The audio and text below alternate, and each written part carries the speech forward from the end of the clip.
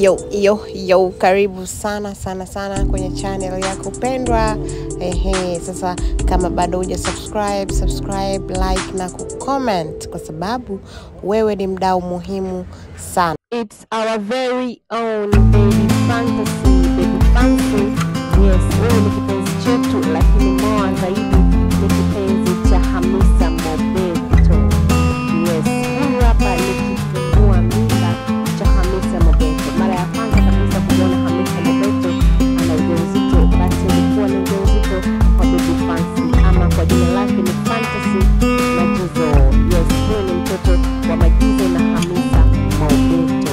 Hongera sana kwa wazazi wake hawa, kwa kuwa wameweza kumkuza mtoto kwenye maadili na kimo mpaka sasa hivi ameweza kutimiza miaka 10 sio midogo kwa kweli, ameweza kuingiza double digits sasa hivi. Kwa hiyo mtoto huyu obviously anauelewa na anakuwa na mwanga mkubwa sana na kijana mtoto ambao anakwenda kwenye maisha yake. So hongera kwa Hamisa Mobeto na kuanza kumlea mtoto kwenye maadili kama ambavyo umeweza, na umeweza kumfanya amekuwa msikizo ambavyo alivyo. So niseme tu kwamba miaka 10 kama unavyoona hapa, wameweza kufanya photoshoot nzuri sana wakitumia rangi ya peach kama ndio rangi yao kubwa kabisa, ambapo imeweza kutarada kwenye nguo zao nzuri kabisa ambazo bila shaka zimetengenezwa pale Mobeto Stars kwa mama yake Fantasy. So haya hapa wa mama na mwana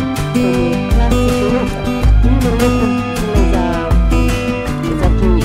high class, za high family, ndio mara nyingi utaona hizi look zinakuwepo. So unaweza kuangalia gauni ya Hamisa Mobeto na gauni ya mwanae, lakini leo tuko kwenye hasa kwenye fashion story ya baby fancy au baby fantasy. So hongera sana kwa baby fantasy kwa kuendelea kuwa malkia wa nguvu kama ambavyo tumeona. So uendelee hivyo, uwe mtu mwenye upendo, kwa sababu tunaona kwenye pictures ambazo mama yako anashare inaonekana kwamba ni msichana ambaye una upendo sana. So miaka 10 hapa ikifanya ujue kwamba unatakiwa kuendelea kwenye maadili hayo na upendo huo ambao watu wengi wamekuwa wakisikia kidogo kwao. So hongera sana tena kwa Hamisa Mobeto kwa kukuza binti. So baada ya haya maneno machache, sasa tuje kwenye fashion.